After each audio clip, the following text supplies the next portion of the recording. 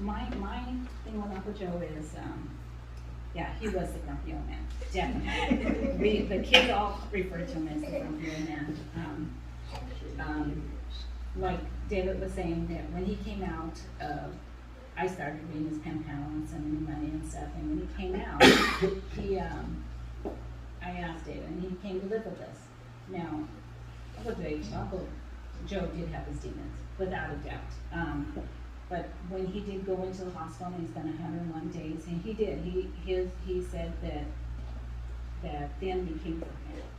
And he cried out and said, Lord, I don't deserve that, don't let him take me. And he said he heard a voice say, just breathe, Joe, just breathe. And when he told us, we prayed with him, and he did. He said, he accepted the Lord, he prayed, and he said, no, I don't want to go to hell. If I don't change, I'm going to hell. And that was his way, he knew it. And that day I made when he got out of the hospital 101 days later, he had already been at our house, kind of messed up, and my son-in-law wanted to beat him up because he had messed up in our house. But when he was getting out of that hospital, when he was in the hospital, the doctor said they were going to try and save his life. They didn't know that they could save his life. They didn't know that they could save his leg. Well, he prayed out to God. Not only did they save his leg, save his life, but they saved his soul, because he did accept the Lord, and he gave him 20 years more.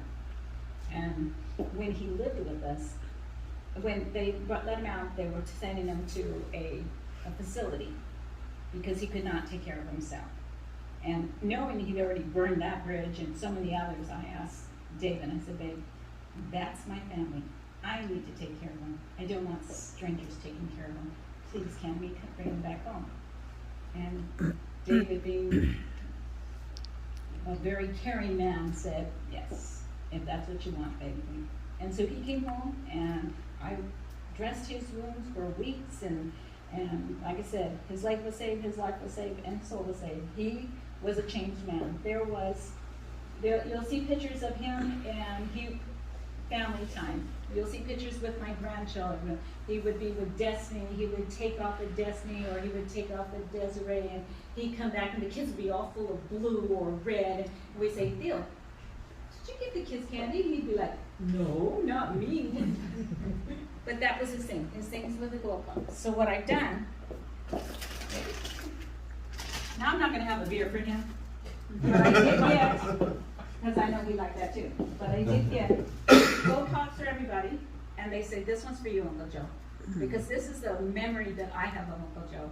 He would come back with the grandkids, his heart melted. Yes, he burned lots of bridges, but he promised me then that he would never go back to jail, and he never did. And yes, he died at 80, but he died in his bed. He died with his family. And it wasn't under a bridge, because when he came back to us from that 101 day stay in the hospital, he was homeless. He lived under the bridge in Pomona, and he would beg at the Walmart in Pomona. And when he told me that, it broke my heart. I told him I couldn't give him a handout, but we gave him a handout. And he promised he would never go back to jail, and he never did. Was he perfect? No, he was not. And he still had his demons, because heroin is a vicious demon to be chasing you. But even though he fell once or twice, it wasn't the fall, because he got right back up. And I remember that. I saw his heart stop. Trust me, when he got on my nerves, I would get his cane and said, Bill, don't make me beat you with your own cane. And I would never hurt him, but he knew. And he knew, and he did change. He did change, he really did. And I am grateful that he had 20 more years. God gave him 20 more years, and he wasn't in the street. And he didn't die with the heroin needle in his arm, but he died with family in his bed. And that is a blessing. Whether you can see it or not, it is a true blessing. So, everybody, make sure you get a glow pop, because this one's for Uncle Joe, okay? At the time I was living with my mom, so I had plenty